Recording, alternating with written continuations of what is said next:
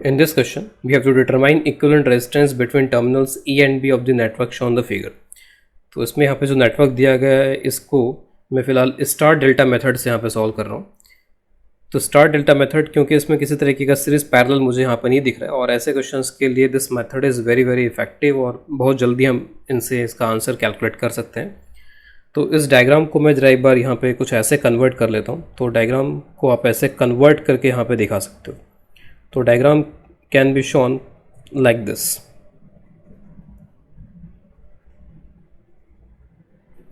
तो this is 1 and 3 and this is 2 और फिर उसके बाद में इधर का डायग्राम.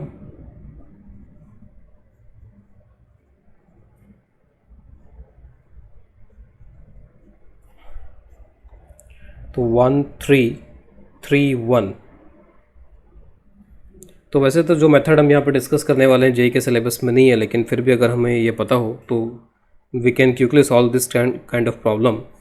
तो star delta method, this kind of diagram or structure is we call delta, and this type of structure we call star or y. This is designated as delta and this is designated as y. This is delta and this is star. तो इस तरीके का जो structure आप उसको इसमें convert कर सकते हो और कन्वर्ट करने के बाद में सिचुएशन बहुत सिंपल हो जाती है. तो suppose A B C this are the 3 terminals और उनके बीच में ये इस तरीके का ये ट्राइंगल या डेल्टा यहाँ बन रहा है और इसको मैं कन्वर्ट कर देता हूँ कुछ ऐसे. तो अगेन वही जो 3 पॉइंट्स यहाँ पे ए बी सी हैं, तो उन 3 पॉइंट्स के बीच में ये कुछ उस तरीके से रेजिस्टेंसेस, लेकिन कन्वर्ट करने के लिए we have to apply some formulas. तो जैसे यहाँ पे 3 रेजिस्टेंस है, उसके बदले में जो 3 रेजिस्टेंस आ रहे हैं वो क्या क्या होंगे. तो ए से जो कनेक्टेड यहाँ पर रेजिस्टेंस होगा तो उसमें यहाँ पर this will be equal to, तो यहाँ पर आप देख लो ए के अगल बगल में यहाँ पे जो रेजिस्टेंसेज हैं ए बी ए सी, तो यहाँ पर प्रोडक्ट आ जाएगा और यहाँ पे तीनों रेजिस्टेंस का समेशन आ जाएगा. अगेन उसी तरीके से क्योंकि फॉर्मूलाज आर सिमेट्रिक तो आप बी के लिए लिख सकते हो. बी के लिए जो आप यहाँ पे लिखोगे तो जो आप बी के लिए यानी कि इसके लिए लिखोगे तो इन दोनों का मल्टीप्लिकेशन ऊपर आ जाएगा और नीचे तीनों रेजिस्टेंस का प्रोडक्ट आ जाएगा. तो जो आप इसको इसमें कन्वर्ट कर लोगे तो सिचुएशन विल बिकम सिंपल. तो यहाँ पर जैसे अब मैंने इसको इस तरीके से दिखाया, तो इसमें एक डेल्टा यहाँ पर ये है, दूसरा डेल्टा यहाँ पर ये है. दोनों डेल्टा को we will convert into star और वाई. और उस पहले कन्वर्जन करने के लिए हमें क्या क्या यहाँ पे वैल्यूज़ मिलेंगे वो देख लेते हैं. तो जो रेजिस्टेंसेज आएंगे कुछ ऐसे आएंगे अल्टीमेटली. यहाँ पे रेजिस्टेंसेज जस्ट मैं इसी में एक डायग्राम यहाँ ड्रॉ कर रहा हूँ. तो बेसिकली हमें ये 3 रेजिस्टेंस कैलकुलेट करने हैं, इनको यहाँ पे हम यूज़ कर लेंगे. और जैसे 3 रेजिस्टेंस यहाँ पर है कुछ वैसे यहाँ पर भी हैं, तो अलग से हमें कैलकुलेट करने की यहाँ जरूरत पड़ेगी नहीं. तो जो आप ये वाला रेजिस्टेंस कैलकुलेट करोगे तो इन दोनों का आप प्रोडक्ट कर लो. तीनों का जो समेशन है वो तो कितना हो जाएगा 1 + 3 4 4 + 2 6. तो समेशन इज 6. इन दोनों का जो प्रोडक्ट है दैट इज़ 3. तो दिस विल बी 1/2. तो ये जो होगा वो 1/2 हो जाएगा. This is 1/2. फिर यहाँ पर ये जो आएगा वो कितना होगा 2 × 1. तो ये हो जाएगा 2/6 दैट इज़ 1/3. तो दिस विल बी 1/3. यहाँ पर अब जो आएगा वो, तो इन दोनों का जो प्रोडक्ट है वो है 6. तो it is 6/6 that is equal to 1. तो जस्ट मैं कन्वर्ट करके यहाँ पर इसको लिख देता हूँ अब. तो अब इस ट्राइंगल की बजाय यहाँ पर ये स्टार शेप बन जाएगा. तो it will go like this. तो जस्ट हमें यहाँ पर रिप्लेस कर देना है, ज़्यादा कुछ अब सोचना नहीं है इसमें यहाँ पे. तो इस पूरे स्ट्रक्चर को हमने ऐसे रिप्लेस कर दिया. बाकी का जो ये है तो ये दोनों तो एज इट इज़ आ जाएंगे यहाँ पे. तो this 2 and this 2 will come as it is. और इसको भी आप रिप्लेस कर दो. तो अगेन जैसा यहाँ पर आपने देखा है, तो जिस तरीके से आपने यहाँ पर देखा बिल्कुल वैसे के वैसे आप यहाँ पर इस तीनों को रिप्लेस कर दो. तो 3 और 1, तो 3 और 1 से यहाँ पे 1/2 हो गया था. तो दिस विल बी 1/2. 2 और 3 से यहाँ पर ये 1 हो जाएगा. ये 1 हो गया था यहाँ पर इसमें 6/6 और यहाँ पे ये हो जाएगा 1/3. तो now replacing this 3 resistances like this. This is 1, this is half and this is 1/3. Now here this is half, this is 1/3 and this is 1. So now we can see that it is a very simple kind of network जिसमें यहाँ पर ये series parallel बड़े आसानी से दिख जाएंगे. तो यहाँ पे ऊपर कितना हो जाएगा 2 + 1 3 and 3 + 1/3. 3 + 1/3 this is 10/3. तो ये तीनों मिलाकर 10/3 हो जाएंगे सीरीज़ में. 10/3 और नीचे वैसे ही 10/3 आएगा. तो 10/3 इज़ 5/3. 1/2 इज़ 1. तो 1 + 5/3 सीरीज कॉम्बिनेशन. तो 1 + 5/3 इज सिंपली 8/3.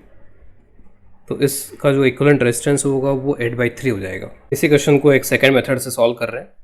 तो मेथड अब कई सारे हो सकते हैं। We can use the Kirchhoff voltage law, we can use the nodal analysis also. तो जो केवीएल का यहाँ पर यूज़ है, केवीएल में हमें बहुत सारे लूप्स की इक्वेशन और ये सब लिखने पड़ेंगे यहाँ पे, तो मैं उसको अवॉइड कर रहा हूँ, लेकिन जस्ट मैं एक आइडिया यहाँ पे इसके थ्रू यहाँ पर उसका भी दे दूँगा।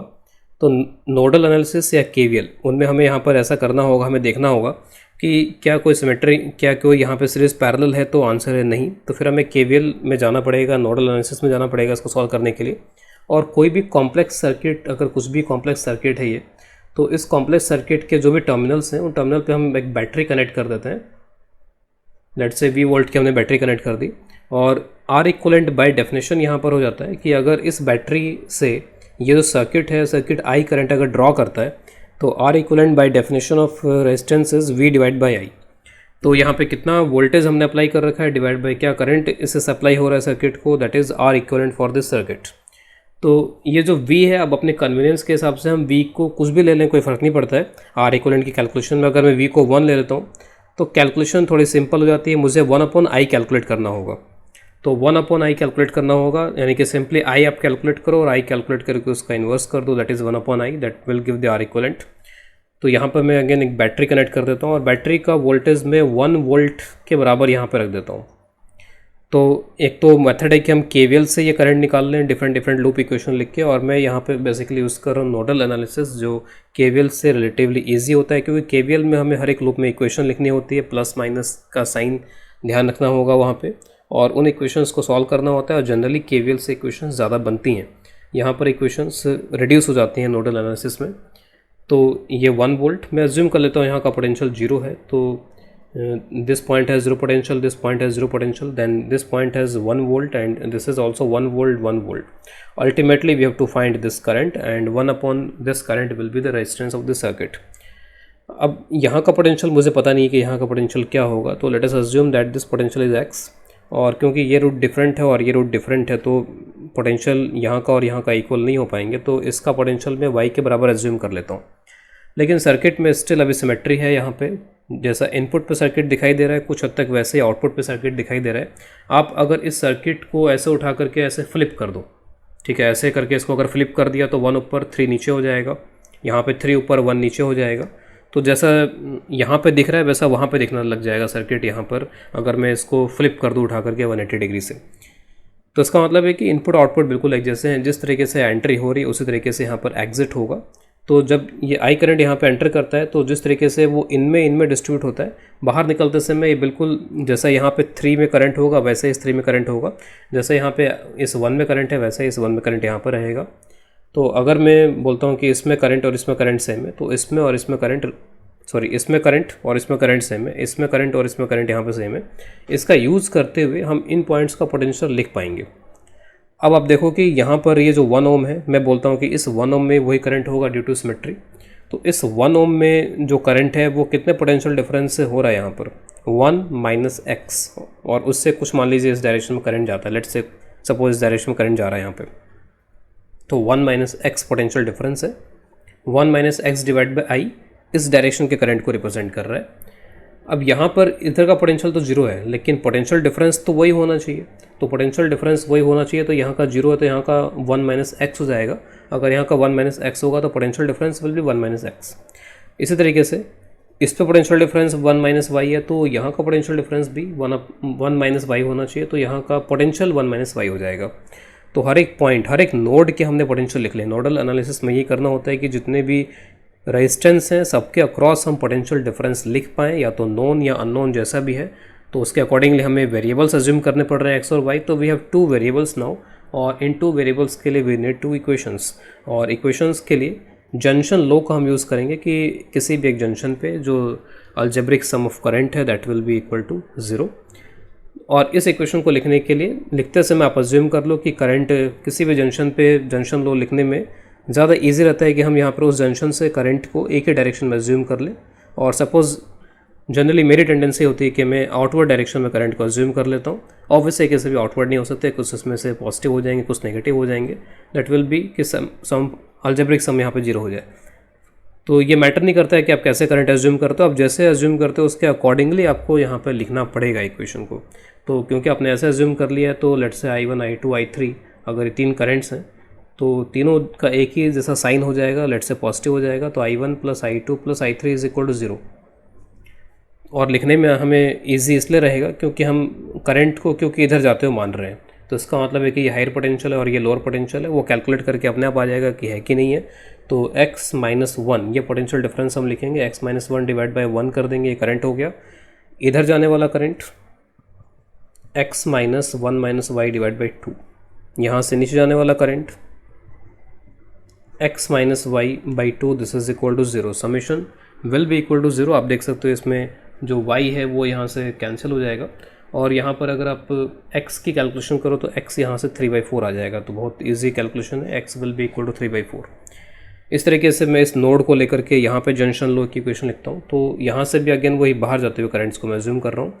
तो इधर की तरफ जो करंट यहाँ पर ऊपर की तरफ जा रहा होगा 1 - x/2, फिर सपोज इधर जो करंट जा रहा है 1 - y/3, इधर जो करंट जा रहा है, तो हमेशा पहले आप y को लिखोगे, ये लिखने में एडवांटेज होगा। अदरवाइज़ अगर आप करंट इधर उधर एज्यूम कर लोगे तो फिर कभी आपको दिस माइनस दिस करना होगा, कभी दिस माइनस दिस, कभी दिस माइनस दिस, तो उसमें कैलकुलेशन एरर के चांसेस हो सकते हैं। तो 1 - 1 - x divide by 2, this is equal to 0। Again यहाँ से आप डायरेक्टली y कैलकुलेट कर पाओगे, x जो होगा वो कैंसिल हो जाएगा, तो y इज इक्वल टू 5/8। तो जो हमने यहाँ पर पोटेंशियल्स अज्यूम किए हैं उसके अकॉर्डिंगली x और y के पोटेंशियल यहाँ पे आ चुके हैं। तो x का पोटेंशियल 3/4 और y का पोटेंशियल इस 5/8। अब अल्टीमेटली हमें मतलब इससे है कि ये I करंट हम कैलकुलेट कर लें इसमें। तो I करंट यहाँ से कैलकुलेट करने के लिए ऑब्वियस है कि जो I करंट यहाँ पे गया वो डिवाइड हो गया इधर और इधर। तो आप इस करंट को कैलकुलेट कर लो और इस करंट को कैलकुलेट कर लो, दोनों को ऐड कर दोगे तो ये करंट I कैलकुलेट हो जाएगा। अब इस रेजिस्टेंस में जो करंट होगा वो potential difference divide by resistance. तो सपोज अगर मैं इसको I1 बोल देता हूँ और इसको I2 बोल देता हूँ, तो I1 की वैल्यू जो हमने करंट के डायरेक्शन दिखा रखे हैं वो भी सही है, क्योंकि ये हायर पोटेंशियल, ये लोअर पोटेंशियल, ये हायर पोटेंशियल, ये लोअर पोटेंशियल, और ऐसा होना भी चाहिए था। तो I1 यहाँ पे क्या हो जाएगा 1 - 3/4 potential difference divide by 1, that is 1/4। I2 की वैल्यू यहाँ पर हो जाएगी 1 - 5/8 divide by 3, this is 3/8, that is 1/8। तो यहाँ से ये सब कुछ आ गया इसमें। तो अब इसके बाद आप करंट कैलकुलेट कर लो कि बैटरी से करंट कितना फ्लो कर रहे हैं यहाँ पे। तो 1/4 + 1/8, तो इट इज़ 2/8, 2/8 + 1/8 इज़ 3/8। तो ध्यान रखना है कि ये I कैलकुलेट हुआ है, अभी हमें R के लिए क्या चाहिए, 1/I चाहिए। तो 1/I is 8/3। So this is the final answer for resistance.